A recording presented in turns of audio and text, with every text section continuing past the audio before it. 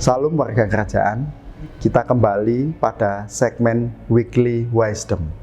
Ketika mempersiapkan presentasi ini, saya teringat ketika saya mengajar Teologi Sistematika 1, yaitu tentang teologi Allah, ya, yang di STT lain biasanya disebut teologi proper. Pada pertemuan pertama, saya biasanya mengajukan pertanyaan kepada mahasiswa, yaitu apakah penting bagi kita untuk mengetahui tentang Allah yang benar. Kemudian muncul, saya ajukan pertanyaan yang sama dengan itu. Yang kedua adalah, apa relevansi dari pengetahuan tentang Allah yang benar bagi hidup kita? Pertanyaan pertama muncul karena kita dibingungkan dengan banyak konsep yang ada di dunia ini, yang pada khususnya diberikan oleh teologi natural yang mengatakan bahwa Tuhan itu tidak berpribadi, Tuhan itu berpribadi, ya Tuhan yang tidak berpribadi itu ada di mana-mana, yaitu dengan sebutan panteisme. Lalu ada yang ngomong lagi mungkin Tuhan tidak ada, ateis, atau dia ada, atau yang ngomong Tuhan ada dan Tuhan dapat diketahui. Tetapi ada yang lain ngomong Tuhan ada tetapi tidak bisa diketahui. Itu namanya agnostikisme. Terus ada yang lain mengatakan Tuhan yang ada, yang menciptakan dan memelihara ciptaannya. Yang lain juga ngomong Tuhan ada, menciptakan alam semesta tetapi tidak mengurusi, atau yang disebut deisme. Ya. Lalu ada yang ngomong Tuhan itu ada tetapi kita tidak mampu mengenalnya dengan baik. Ya, disebut agnostisisme. Nah, ada orang yang ngomong, oh enggak, Tuhan ada dan memperkenalkan dirinya dan mampu kita kenal. Bahkan sampai ada yang Tuhan itu ngomong pribadinya satu, ada yang oh enggak, lebih daripada satu, politeisme. Itu macam ragam yang disuguhkan oleh teologi natural kepada kita dan kita disuruh memilihnya. Itu membingungkan sekali bagi kita, saudara. Dan pengetahuan tentang Allah yang benar itu penting bagi kita. Kenapa demikian?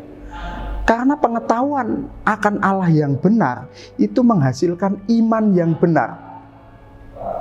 Dan iman yang benar itu menghasilkan ibadah atau praksis yang benar. Ibadah yang benar menghasilkan janji yang benar.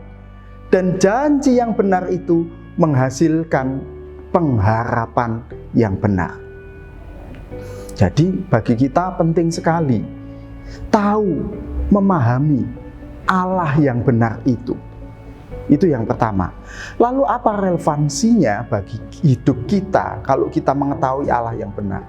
Bapak Ibu yang dikasihi Tuhan, ketika kita hidup di dunia ini, kita berhubungan dengan dua hal.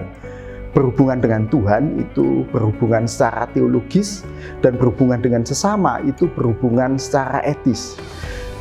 Dan pada saat kita tidak mempunyai pengetahuan tentang Allah yang benar, pasti hubungan dengan Tuhan juga akan mengalami kekacauan, mengalami ketidakbenaran. Itu juga berhubungan dengan sesama kita. Kita berhubungan dengan sesama kita itu ada landasan etis.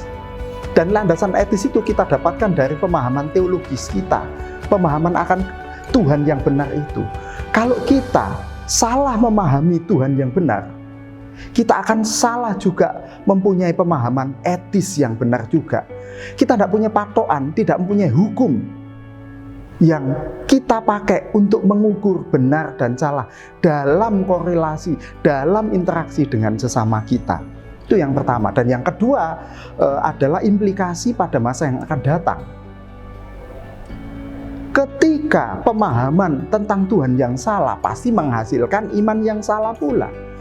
Dan itu menghasilkan praksis ibadah yang salah pula.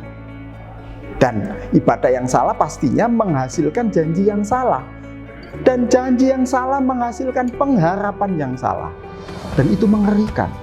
Ketika kita nanti di sana dan ternyata pengharapan kita yang salah, itu sesuatu yang mengerikan, suatu penyesalan yang tidak ada gunanya lagi, saya pikir. Jadi, saudara-saudara yang dikasihi Tuhan, siapapun saya dan Anda, apapun profesi saya dan Anda, kita wajib belajar tentang Allah dan wajib mempunyai pemahaman tentang Allah yang benar. Tuhan melalui Amsal menulis di dalam Amsal 8 ayat 17 mengatakan bahwa dan orang yang tekun mencari aku akan mendapatkan daku. Maka saran saya hari ini adalah ayo kita belajar tentang Allah dengan tekun. Dan saya yakin ketika kita belajar dengan tekun, kita akan memperoleh pemahaman tentang Allah yang benar. Dan itu akan berimplikasi luar biasa bagi kehidupan kita saat ini di sini dan nanti di kehidupan yang akan datang. Terima kasih, saya Urbanus. Tuhan Yesus Kristus memberkati. Jaga kesehatan, salam kerajaan. Amin.